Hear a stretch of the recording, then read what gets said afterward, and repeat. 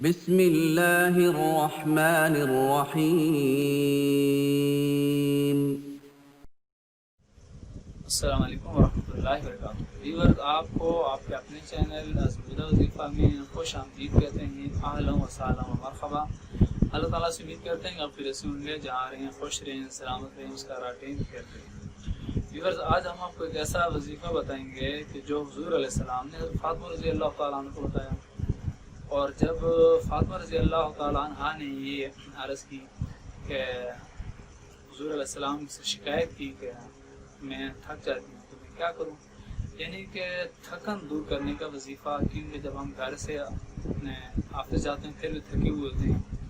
Office سے گھر آتے ہیں پھر بھی تھکے ہوئے ہوتے ہیں، اور اسی طرح جاب سے، بزنس سے، یعنی کہ جہاں پر جاتے ہیں تو ہر انسان تھکا ہوا نظر آتا ہے، بندہ سمجھتا ہے کہ سارا کام اسی نے کیا ہوا ہے اور باقی سارے بیٹھے ہیں، اور ہر انسان اپنے آپ کو بھی تھکا ہوا محسوس کرتا ہے۔ یاد رکھیں، جو تھکا ہوا انسان ہوتا ہے ہمیشہ وہ کسی کو پسند نہیں ہوتا، اپنے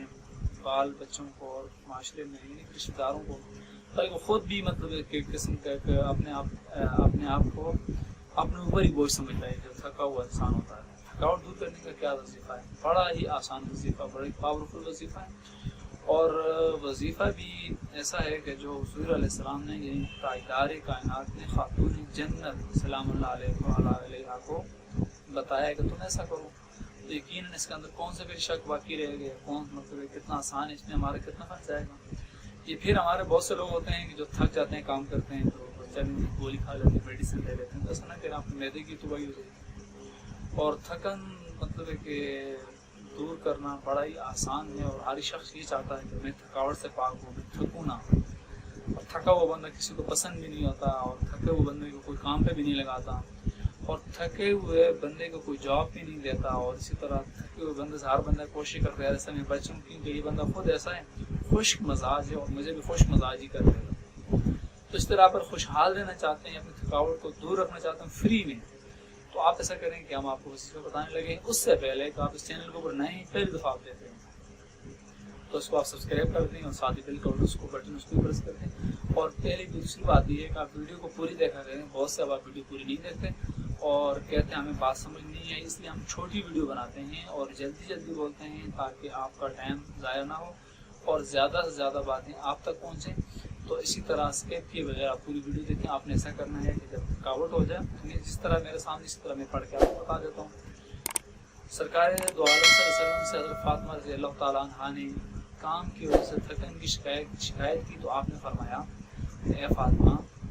سوتے وقت 33 بار یعنی 33 ٹائمز